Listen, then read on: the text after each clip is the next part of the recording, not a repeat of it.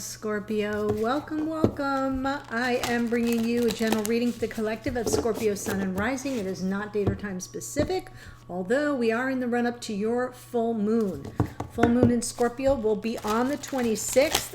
I believe it's later at night here on the east coast of the United States, so it may be the 27th for points across the globe. Double check your local listings, but it's a super moon, so that's really powerful, just kind of amplifies the energy, and it's your full moon. Okay, but I trust that whenever you come upon this reading, if the title resonates, if the storyline is aligned, then it's your message at that time.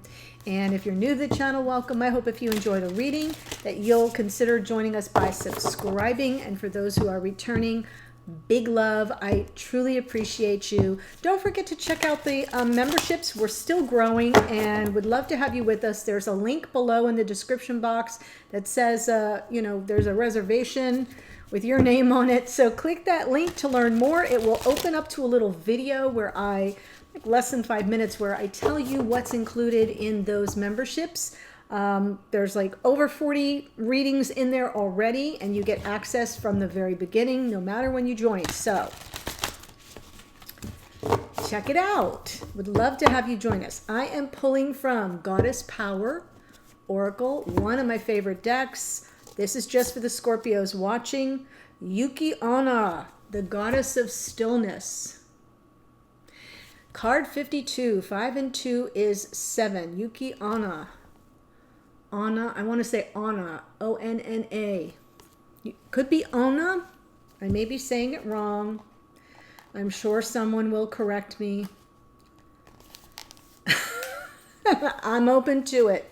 So this is an empowerment message. It says the Japanese goddess of winter, Yuki Onna, calls you to a practice of daily meditation and stillness to prepare you for greater productivity and results. Being open and receptive, slowing down, and allowing for time to dream activates your partnership with the universe so you can truly set your intentions in motion. Then, almost without effort, you discover their vibrational match in the world of form. Just as the life force quietly builds within a seed buried under the snow, so too will the energy build in the seed of your desires before manifesting with no effort on your part. You will find how easy it is to co-create while implementing a practice of stillness and receptivity. That's totally Divine Feminine. It's totally Empress energy, right? Stillness and receptivity. Let others make the first move, right? I got it. At this time, as you assess and observe the world around you from the profound position of stillness and neutrality. In this way, the world becomes more intimate, yet you know to take nothing personally. When the goddess Yuki Onna comes to support you, be still. This calls in the miracles. The action now is non-action. So this is totally yin, totally Divine Feminine energy calling out to you here, Scorpio. A lovely message about stillness. Hold on a second. It's like, all I need is for stuff to come tumbling down. That would not be good for me. So a really lovely message. I love that it, the numerology adds up to 7. So definitely in your higher power and spiritual connectedness here, which requires observation and stillness. Beautiful message. Okay. What's going on in your connection? Wow. Woo. 2 major arcana right off the bat. End of a painful cycle here. My goodness. Okay.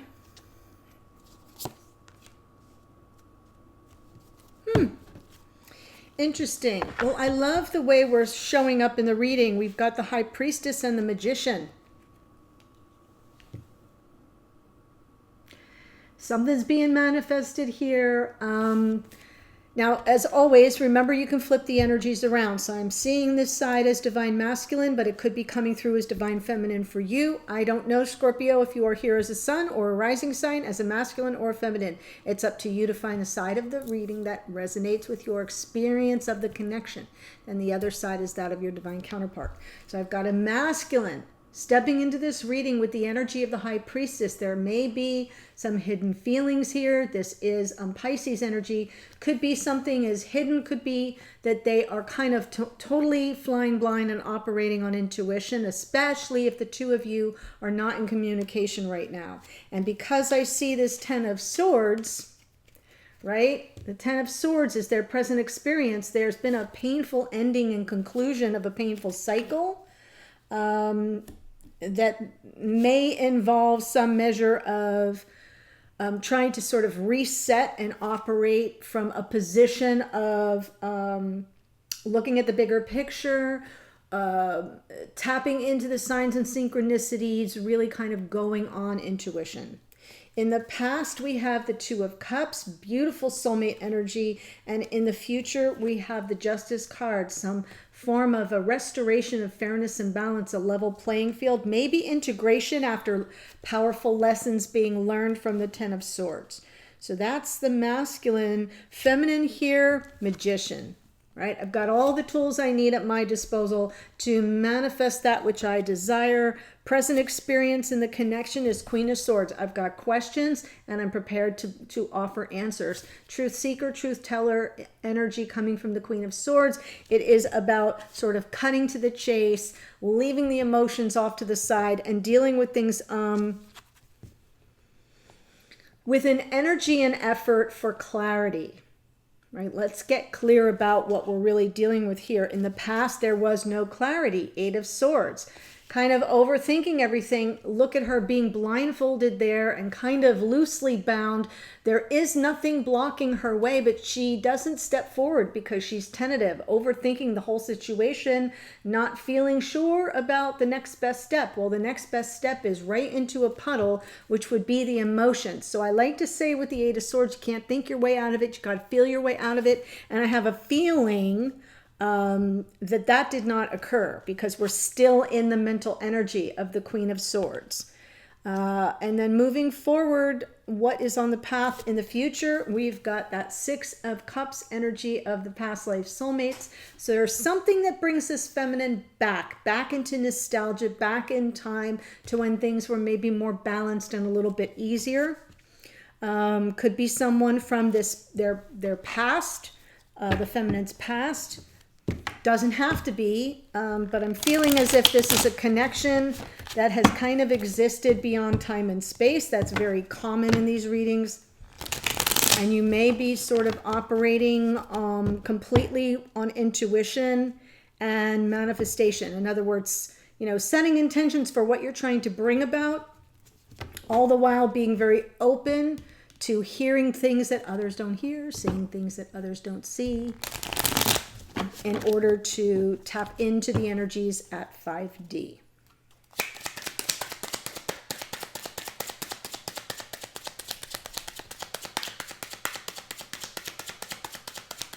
Before I flip the card, right? I'm feeling like the stillness here also affords both of these energies, both the High Priestess and the Magician, the opportunity to tap in, to really hear very loudly the messages coming from the divine.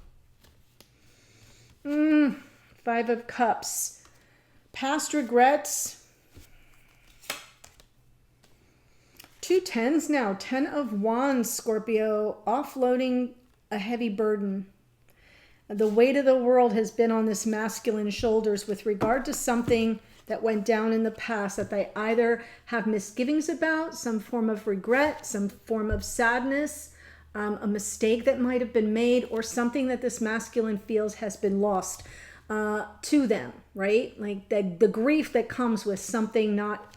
and look what's right behind him. We've got the Two of Cups. So I'm sort of seeing a little storyline here where I'll have to clarify that, but I have a feeling as if this masculine just kind of thinks whatever happened that they have regrets about, it means that it's over. They're seeing this as done and over. That may be hidden feelings of regret and remorse, and a real desire and need to sort of offload any negative karma, relieve themselves of this burden that they've been carrying, and choosing a new path. The Two of Wands. Two of Wands, I want to say, Two of Wands was in your morning musing. For those who are in the membership, you know what I'm referring to. I do a little morning musing for members where I'm just kind of, it's my morning process and how I tap into the energies for the sign I'm going to read for that day. And that Two of Wands was a more prominent, it was like the block or the challenge. So, you know, you can go either way. The way that it came through in that reading was like a flip of the coin. Like you can't lose. You've just got to kind of go for it. Yes, something went down. Oh my gosh. Like face plant down. Queen of Pentacles. Hanged Man. Oh, okay. So I'm feeling as if this was some form of a committed connection. Meaning in 3D, there were commitments made. Queen of Pentacles is a feminine archetype of maybe a life partner or a committed partner, somebody who's showing up in the present moment and participating in the connection. This is not all in your head. It's a real thing. And I'm feeling like something went terribly wrong. Maybe the connection at that point wasn't built on a solid foundation, and underneath is this Hanged Man, meaning that this masculine kind of pulled way back to sort of examine the whole situation, get a better handle on what went down, delay their instant gratification, wait for enlightenment, wait for some signs. The two Pisces, could be a Pisces that is this masculine. It's very often the case that there are double water sign readings. I'm just feeling as if the two Pisces cards are very spiritually connected, very much relying on intuition and on the signs and synchronicities and the downloads, both of those cards. And the High Priestess kind of keeps everything, like toss away the key. But the Hanged Man is sort of that 30,000 foot view. I want to see things from all angles before I take any action. So whatever that tower is, it disrupted the forward motion, resulted in this masculine sort of losing that soulmate connection that they now regret. 10 of Wands, 10 of Swords, end of a cycle, closing out of a cycle, painful, burdensome, stressful. My God, what the heck happened? Like, seriously, someone needs to come in the comments and tell me what happened here. This is brutal. So much heaviness, heaviness, heartache is all that's coming through. It didn't come out in the morning musing. This kind of heaviness didn't come out. Oh, King of Cups. They're very emotionally invested, King of Cups, despite this painful ending and heartbreak that they are feeling guilty about. I'm seeing guilt. I feel like they feel remorse about something. You know, even if it wasn't their fault, I'm seeing somebody whose heart is very heavy, coming from high vibration love, King of Cups, Cancer, Pisces, Scorpio. And there's more, right? Here's more water energy, just wanting to move forward.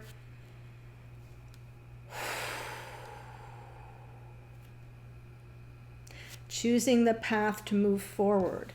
And then in the future, we've got Justice. Now, Justice, that beautiful Libran energy of Justice, again, a little bit of the flavor of Venus here. I'm seeing it as integration, all the lessons being learned, the closing out of cycles that have been painful and have taught very heavy lessons are all going to be integrated in the future.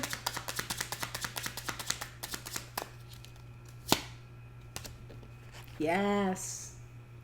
So now you get to move forward, dear masculine, to calmer waters, getting beyond all the turbulence, the challenges, the pain, the two tens, the wands and the swords, those tens, those completions weigh very heavily, especially if this masculine is the Scorpio. It's a very, it doesn't have to be, I'm just saying, it's a very heavy energy. And so the integrating of all the lessons gives this masculine the key, like unlock themselves from their own sense of imprisonment and move forward with balance of the mind and peace and harmony.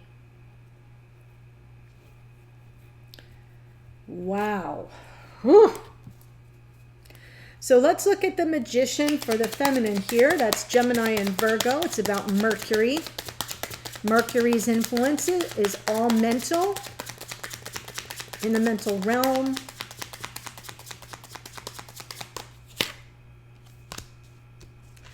Very focused. Eight of Pentacles. Very focused, like to the complete distraction of everything else. They are completely focused, zeroed in on this one issue. Whatever they are trying to manifest, whatever this feminine is trying to manifest, it's like right here. They're not looking at anything else, not taking anything else into consideration. What I think they're trying to manifest is the clarity, the truth. What the heck happened? Message of love or apology, likely from this masculine, so to the exclusion of everything else, right? Nine of Wands. I'm not giving up. I haven't given up. I'm manifesting. I am calling in this message of love or apology. That's all I'm focused on. I don't care about anything else. Yes, in the past I felt stuck. I didn't know my next best step, and that's probably why things blew up. Feminine kind of felt backed into a corner. Strength, trying to gather up their strength, their courage, and their confidence to overcome the challenges, but everything was up in the air.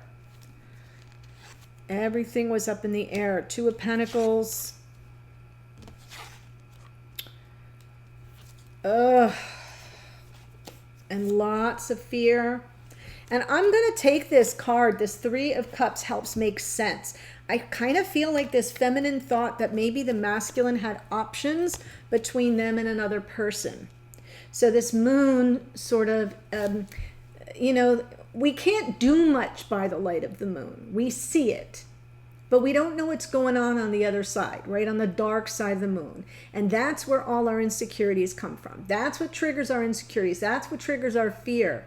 The sun shines, when the sun shines, everything's illuminated. When the moon shines, almost nothing is illuminated, but the face we see right there. And I'm feeling as if this feminine had some fears, apprehensions, possibly some insecurities being triggered. Does this masculine have other options? And therefore feeling stuck with this Eight of Swords energy, and no matter how much they tried, they couldn't gather up their courage and their confidence to overcome that sense of insecurity. And what I'm trying to say is, I don't think it's for nothing, Scorpio. I kind of feel like this feminine had reason to feel that, to be triggered in that way. And then we've got, right, because what's blowing up is with someone that would have been committed to them. So this masculine could have another person that they've been involved with, could be a wife, could be a long-time committed partner. But it could also represent what blew up was the possibility of commitment with this feminine because they didn't take action. Okay, so right now we've got the Queen of Swords. Feminine's got some questions, but is a complete and total open book at this point.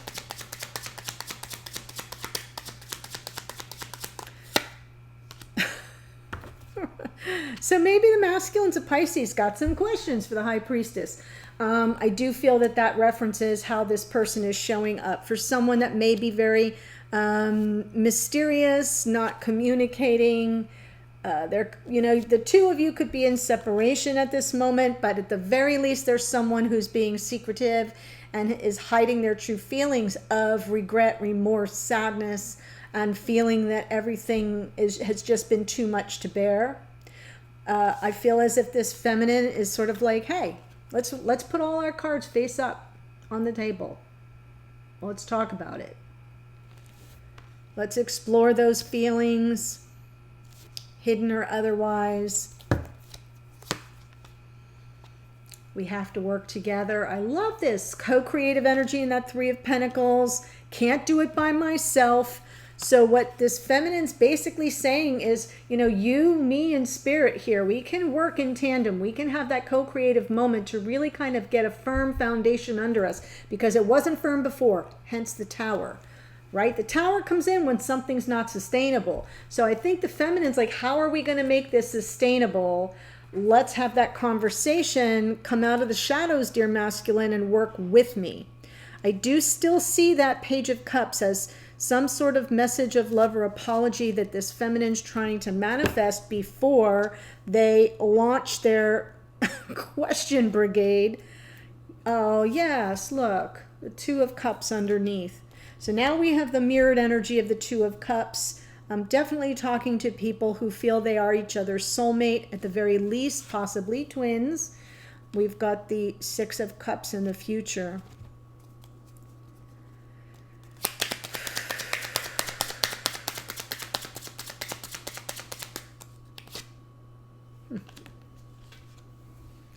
So the Fool came out in the morning musing, and that's why I said, like, just, when it comes to choosing a path, just flip a coin. There's not a wrong way to go here. I feel like there's a bond, possibly from long ago. You may know each other from childhood or youth. When I say youth, for me, I'm 60. So, I met someone in my 20s. That feels like childhood to me. Get it? So I'm feeling as if this is a long-term connection. Maybe not having existed for very long in 3D, but the awareness of each other, knowing each other, and then this feminine just kind of saying, let's just go for it. What do we have to lose? The Fool is taking a calculated risk here. There is some measure of risk, sure, but there's some kind of optimism about the connection that's already been established.